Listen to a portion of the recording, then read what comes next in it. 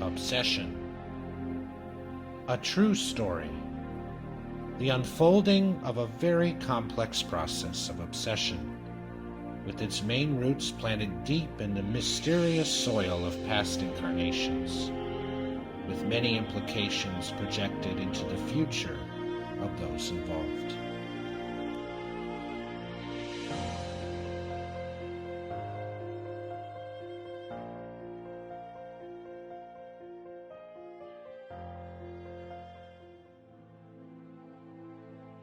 Hello again, and welcome to another episode of Obsession. In today's episode, we're going to be reading Chapter 3, entitled Bitter Thoughts. Let's now say a prayer first before we begin.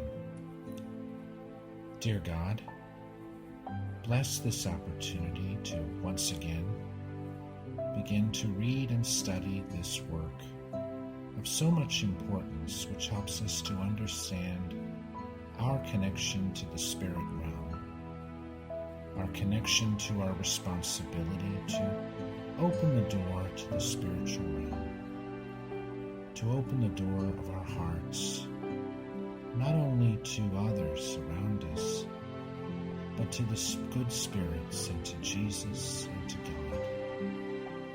Thank you, God, for the blessed opportunity of this reincarnation to exercise our free will, so that we can, from our own accord, connect to your love and be guided by your light. Thank you, God, for this opportunity for all of us to be here together today. And so be it. Let's begin the reading of Chapter 3. Chapter 3. Bitter Thoughts. Now, as effect always follows cause, if the latter is not found in this life, it must be in the preceding life, that is, it must be in a previous existence. Gospel according to Spiritism, Chapter 5, Item 6. Esther's insanity was a shocking tragedy to Colonel Santamaria and his wife. After the first terrible days in which the unexpected blow seemed to block all logical reasoning, they were forced to face the brutal reality. Esther was mad, and the illness that afflicted her offered slim chances of recovery. Despair hovered over the Beaton family now, under extreme prostration. Time staggered by, crushingly and despairingly. The specialist who cared for the girl was himself baffled by the unusualness of the situation. The clinical picture was discouraging, her physical energies deteriorating gradually. She refused to eat, and food had to be forced on her. Submitted to electrical shock treatment, she didn't react as expected. Instead, after the natural prostration following the convulsion, surprisingly, she would fall into a stronger fit of fierce delirium. Esther had been given a thorough, refined education. Her girlish, innocent lips had never uttered a foul word. Now, uncontrolled, she blurted out abusive words against her father, as if she were being dominated by some degrading intelligent power, which manipulated her at will. The doctor had not been able to find any similar case in all the specialized case books he consulted. Her disposition varied periodically, as if different personalities presented themselves through her body. Since her response to electric shock was quite negative, narcotherapy was tried, but it also did not confirm the expectations. All types of treatment tried in that first months were proved useless, if not harmful. After holding a conference with one of his most distinguished colleagues, the doctor acknowledged his embarrassment to Colonel Santamaria. The case was disconcerting and seemed strangely difficult, but he had not yet admitted failure. He explained that some patients would only show some improvement after a long, persistent treatment, sometimes extending over several months. Such explanation was meant to present honest information that should diminish the growing anxiety and undue expectation on the part of the parents, who seemed to expect a prompt recovery, which the doctors thought unlikely to occur. Actually, Esther's case fitted in a quite different picture involving spiritual life, survival, and obsession. Unfortunately, however, the possibility of such a diagnosis would never occur to any Orthodox doctor. So, because of the limitations of traditional methods and academic prejudices, Esther could not be helped. Oppressed by manifold worries under the stress of an uncertainty as to the recuperation of her daughter's health, Colonel Santamaria became a somber and withdrawn man, overwhelmed by grief. Deep inside his heart, he could not accept the situation. From whatever angle he analyzed the problem, it seemed entirely absurd. He had always been an honest man. His life was an excellent pattern of dedication to his country, and particularly to the army, to which he had given the best of himself zealously. In his early youth, he had been sent to the military academy, where he molded his character and developed a strong, disciplined personality. A lover of truth, he became a champion of law, justice, and loyalty. Married twice, his second wife had given him the happiness which he had not been able to find with the first, who died suddenly, leaving him childless and lonely. Now at 56, he had considered himself a happy man until the onset of his daughter's strange illness. Donna Margarita, his wife, a beautiful woman and a sensitive poetess, had attended one of the best colleges in Rio, where she had achieved excellent education. She could read French well and liked to discuss her favorite French authors. After her marriage, she got used to inviting friends and admirers of the romantic literature to her home, where fine evening concerts were organized. Esther's infirmity had hit her brutally. The more she thought about it, the less she could explain to herself the pathological causes for the mystifying disease that afflicted her beloved daughter. As far back as she could trace her family, no one had ever presented any kind of mental disease. Her home was well balanced, both economically and emotionally. Esther herself had never before shown the smallest shade of mental derangement, insecurity, or neurosis. On the contrary, her attitude had always revealed her as possessing a bright and alert mind and a pleasant personality. She had been popular at school, loved by classmates and teachers. She was considered a responsible and diligent student. A devoted daughter, she had always been a source of joy to her parents. So why? And she absorbed herself in bitter meditation, trying to understand. Since the day her daughter had been hospitalized, Donna Margarita had not seen the girl again. The doctor had not granted permission. She kept insisting, adding that she felt she would not be able to cope with the situation unless she could see the girl. To ease her tension, the doctor allowed her to glance at Esther from a distance, where he feared the girl would react negatively at receiving her relatives. It was a painful sight.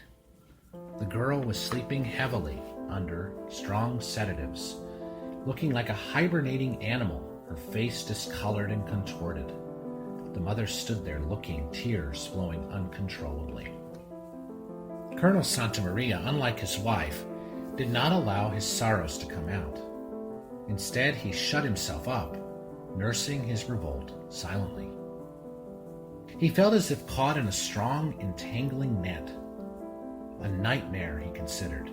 Yes, an intolerable nightmare. He would soon snap out of it and find happiness again, a dweller in his home. Thus he tried to escape reality, deluding himself with false hope.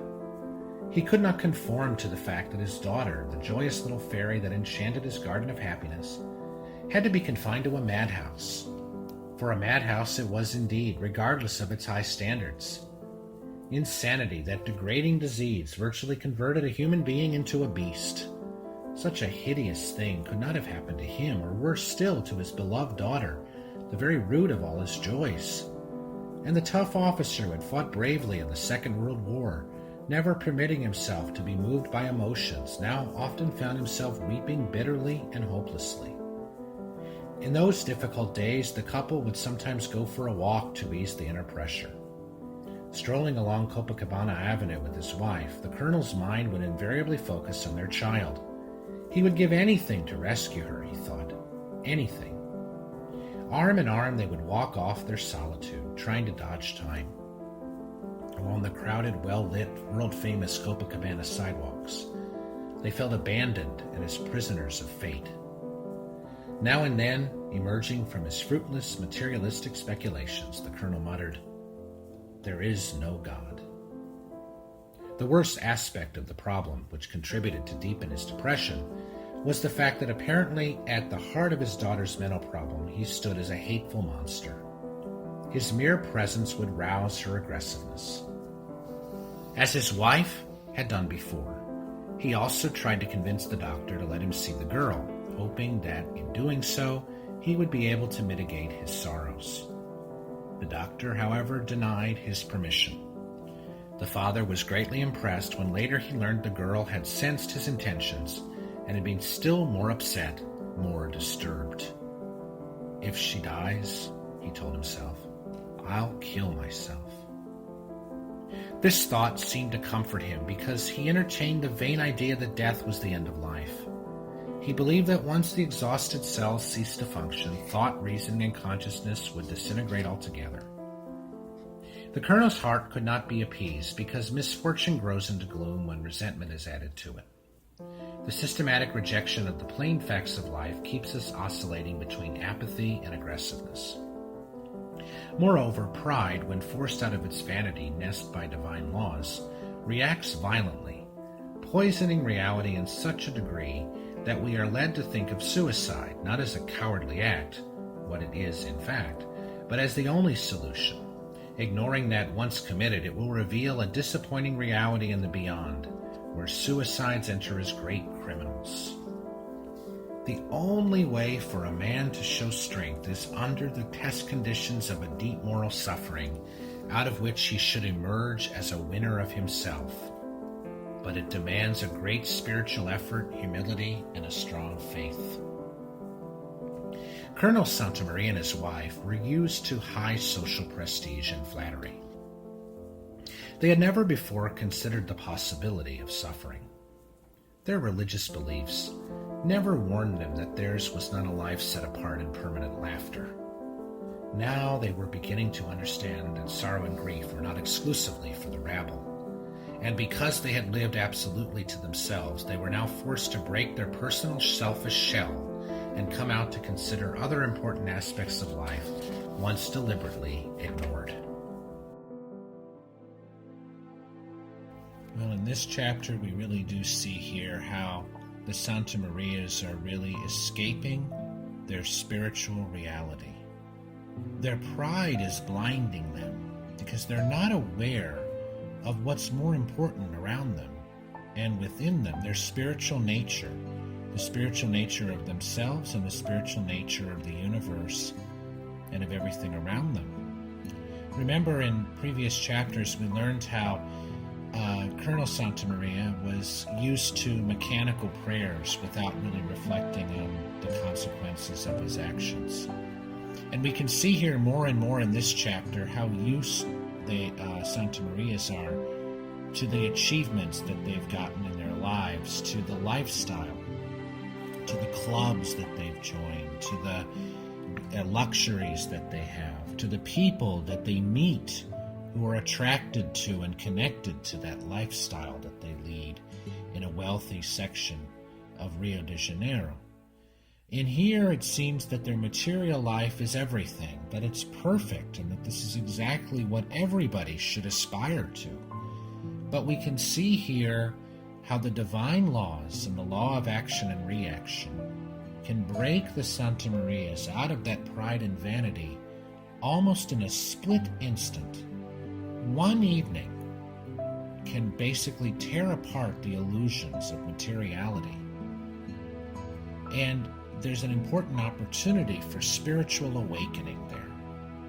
But we need to look at how the psychology of this works. And that's what's so beautiful about this chapter, because it shows us that inevitably, it seems, most of us would probably experience, if we were like the Santamarias and this happened to us, our daughter becomes insane and the life that we used to lead with all the illusions of the material world suddenly starts crumbling, we would experience depression. And that's again what we see here.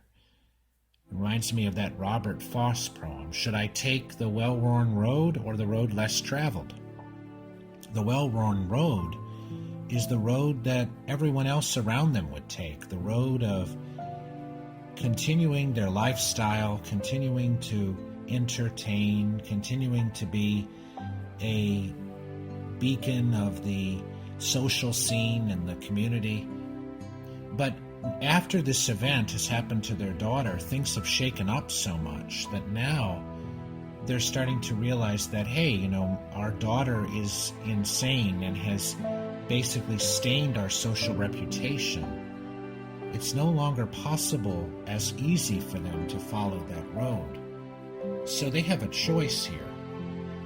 They may be able to repair those social relations. It doesn't seem like it's impossible. But the depression that they're experiencing is an opportunity, because we experience depression when we're at these intersection points, going towards the direction that the society and the social scene would want us to go to, or going towards the path of spirituality.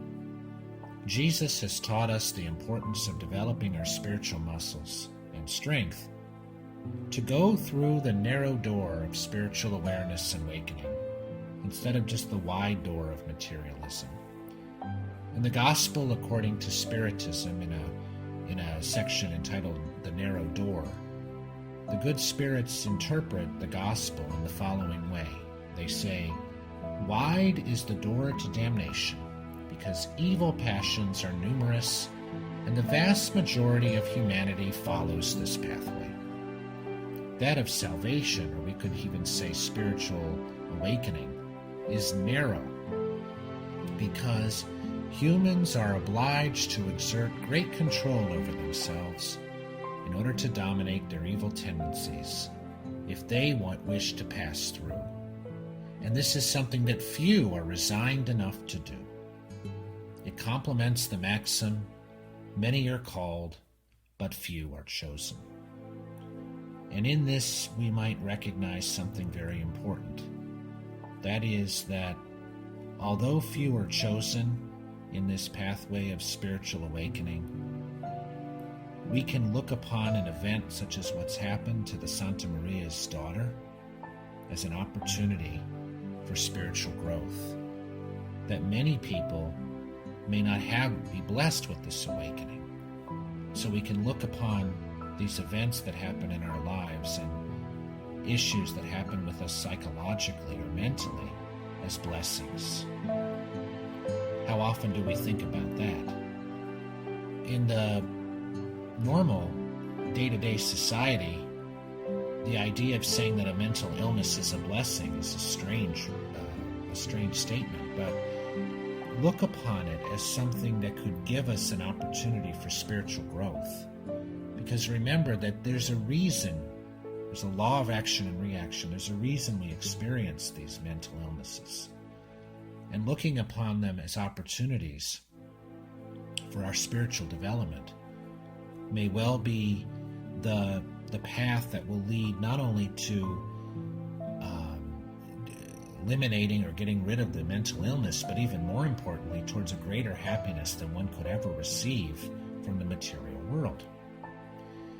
The good spirits also teach us something else important in the Gospel according to Spiritism. They say that the earth is we're not yet in a regeneration phase.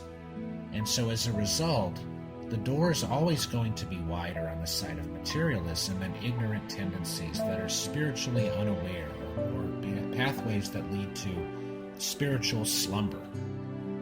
But it's important to realize that there is that narrow door. That narrow door is following the pathway of Jesus. So we're going to leave ourselves with this question that we hope will be answered in future chapters.